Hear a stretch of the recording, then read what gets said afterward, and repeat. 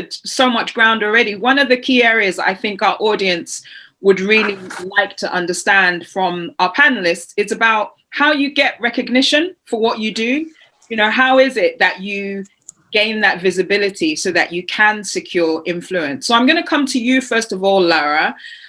In your current role on the executive committee at Qantas, I know you're the only female, you're the only person of color, you're the only only lawyer on the board. So, you know, lots of firsts in that sense. You're both general counsel and chief risk officer.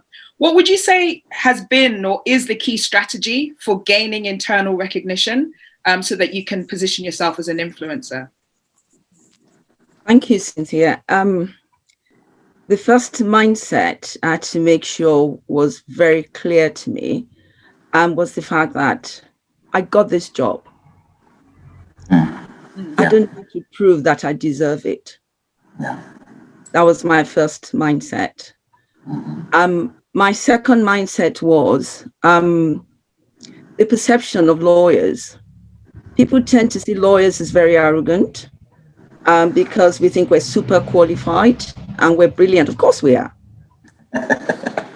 But what does that do for people who feel intimidated, you know, by the fact that you have years of experience as a lawyer and you have all these huge titles and qualifications attached to you?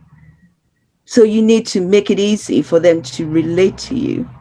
And everything that everybody said, Terry, Latanya, you know, Livia and Fred, in terms of how you deal with, you know, business, all of that is important.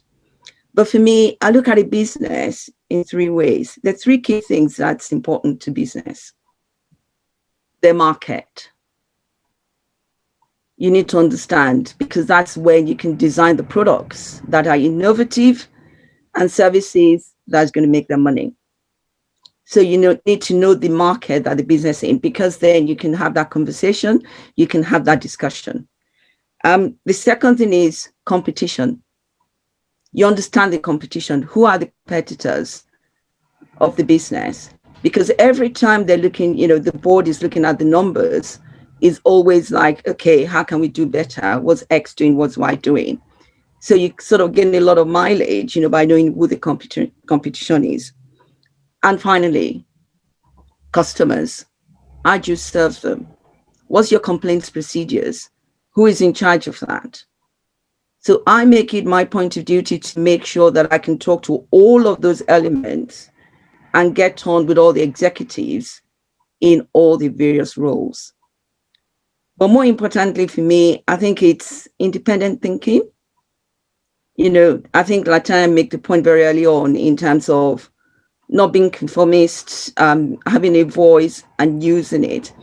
I find that incredibly powerful, because it's very easy. Yes, you know, you make collective decision as a board, but if you see that something is not going in the right direction, you need to pause, you need to call it out, and you need to speak up, because it could make a difference, you know, between the business making a lot of money and losing a lot of money. So if it's not, you know, clear to you, stand up, speak up, and be counted. I also find that I don't need to say I'm this great lawyer. I don't need to say I'm great. So a lot of people, because most of the time I just go about my business smiling, no airs and graces, and you know, sometimes people misread that. But when we are kind of in a transaction or we're doing deals, and the lawyer in me comes out, is like, whoa, you know, where did that come from? It's always been there, but you need to decide how you use that. And I always have at the back of my mind, in Nigeria, we have this saying about when you push a full drum, a drum that is full, when you push it down the hill, it doesn't make any noise. But if you push an empty one down the hill, it makes so much noise. When you know who you are, you don't need to spend all your time saying that I am. And frankly, I get put off by people trying to rely on their title, on their grade, you know, to think that they are this very important person. It's more important, you know, to have the substance. It's more important when you speak, for people to listen and also for people to want to talk to you.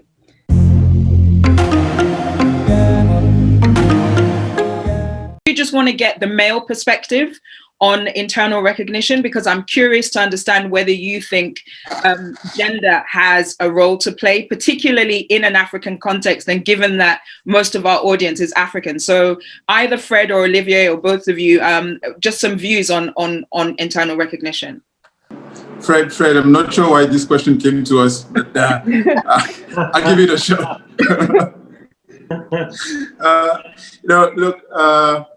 The fact is, I mean, I've always, in my experience, I've always witnessed a majority of women throughout, uni, practice, in-house. There was always a majority of ladies. The issue and the gender gap clearly materializes at a senior level, and that is something, that is a reality that no one can deny. Look, as far as I'm concerned, I think I'm covered. We're a team of 6, and we have 4 ladies. So I've done my I've done my part. But seriously, I think I don't think there's a self-promotion. I don't think gender plays any role in self-promotion. It shouldn't. I think that there are ways and means, especially for us as lawyers with a very specific skill set in a commercial environment. There are ways to achieve this self-promotion. I'll just name 2 that I can think of. One is to, upgrade your skills or diversify your skills. I think finance and legal go well together in a business environment. So anyone who has a combination of both, whether men or women, I think has greater chances to again be part of the conversation and play a significant role. Another one is anything around, board matters and company secretarial. This is playing a more and more vital role, in a business environment. And again, anyone who's able to have meaningful conversation with,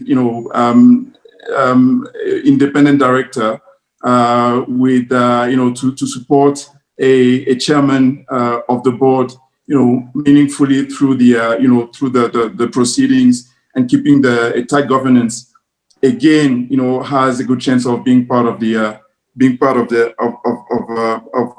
conversation.